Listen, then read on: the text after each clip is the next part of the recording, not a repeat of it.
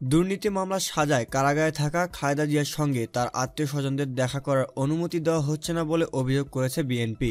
সোমবার এক সংবাদ সম্মেলনে বিএনপির জ্যেষ্ঠ যুগ্ম মহাসচিব রুহুল কবির রিজভী বলেন, গত ৩ সপ্তাহে আত্মীয়রা কেউ খালেদা জিয়ার সঙ্গে দেখা করার অনুমতি পাননি কারা কর্তৃপক্ষের কাছ থেকে।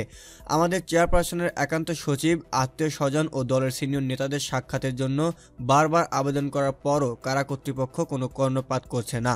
কারাবিধি অনুযায়ী ৭ দিন পর পর বন্দীদের সাথে সাক্ষাতের সুযোগ আছে, অথচ দেশনেত্রীর ক্ষেত্রে এই বিধান করা হলো ১৫ দিন পর পর। এখন সেই বিধানকেও সরকারের নির্দেশে কারা কর্তৃপক্ষ অগ্রাহ্য করছে।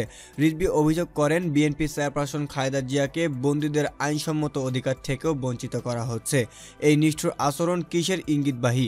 বিশাল লাল দেয়ালের মধ্যে রুদ্ধকপাট মুক্তিহীন বেগম খালেদা জিয়াকে অন্তরীণ রেখে বাইরের দুনিয়া থেকে সম্পূর্ণ বিচ্ছিন্ন করার পায়তারা চলছে।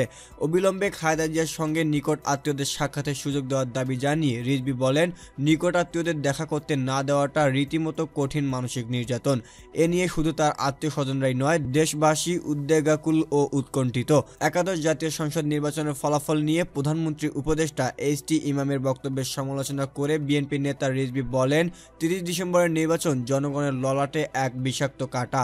অথচ প্রধানমন্ত্রী উপদেষ্টা এইচ.টি. ইমাম বলেছেন, এবারের নির্বাচনের শৃঙ্খলা আগামীবারেও থাকবে। সাবাস এইচ.টি. ইমাম সাহেব, আপনি আত্মমর্যাদাহীন, অনুশোচনাহীন, আজ্ঞাবাহী একজন মানুষ।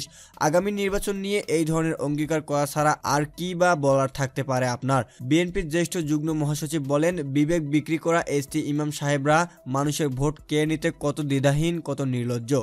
ভোগ লালসায় অস্থির থাকায় এদের কাছে মানবিক বিবেচনাগুলো হারিয়ে গেছে। এরা ক্ষমতা ধরে রাখতে পুলিশের বুটের তলায় মানুষের ভোটাধিকার চেপে দেওয়ার যে কলঙ্কজনক দৃষ্টান্ত স্থাপন করেছেন, সেটারই পুনরাবৃত্তি করার অস্বীকার করলেন আগামী নির্বাচনের জন্য।